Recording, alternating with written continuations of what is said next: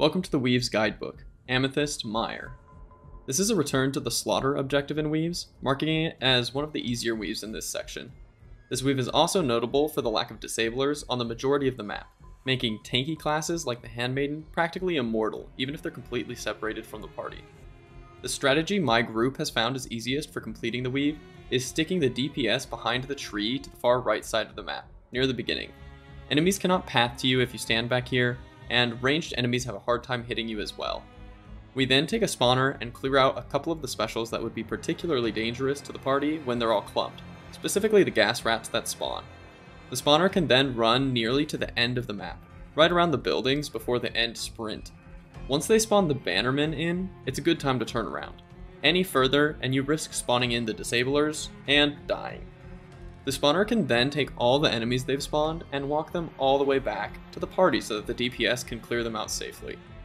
Do note that there is a hidden buff on Amethyst Weaves, in which you get a 10% attack speed boost when at low green health.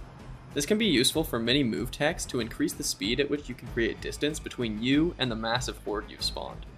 I would suggest leaving the couple Blightstormers that spawn in alive.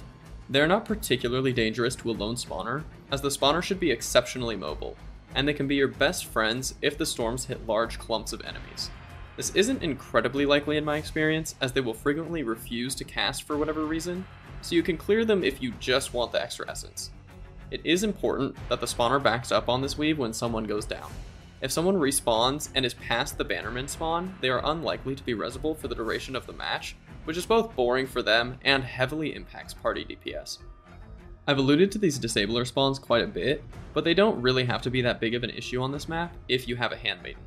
There is a purple potion right next to the palisades on the right side at the beginning of the map, under the bridge. If you give this to a Handmaiden, they are able to drink it once they reach the disabler spawn at the end of the map and easily make it to the portal. You may want to have the rest of the party die early so that they can respawn before the Handmaiden reaches the portal. This will allow them to have extra health and no wounds for the end section.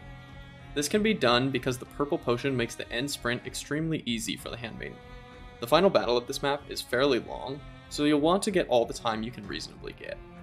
The final battle takes place in Athel Yenlui and consists of 6 waves. The first has 6 Chaos Warriors and a Stormer, the second has a Stormer, a Leech, and some Horde, the third has 2 Stormers, a Leech, 15 Berserkers, and some Horde, the fourth has a Stormer, a Leech, 4 Berserkers, and more Horde, the fifth has a Stormer, a Leech, a Berserker, 12 Chaos Warriors, and some Horde, and the sixth has a Stormer, 8 Berserkers, some Horde, and a Chaos spawn.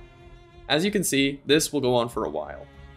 It can be extremely helpful to have good armor DPS to clear out the Chaos Warriors efficiently, as we have found they are our largest time suck. This is also a situation where Stormers aren't that helpful, so you might as well clear them out. The combination of the damaging souls and the Chaos Warriors make camping for this section unviable, so cutting clockwise around the map is your best bet.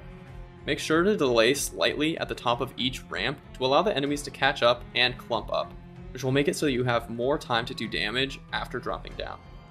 If you follow these tips and find you're still struggling, consider watching my Weaves Guidebook and introduction video, or reach out to me or any other number of players in the Ranked Weaves Discord, both of which are linked in the description below. If you thought this video was helpful, feel free to like and subscribe. More videos like this one will be going up constantly until I've covered all 160, so I'll be covering the weave you're stuck on eventually. Take care.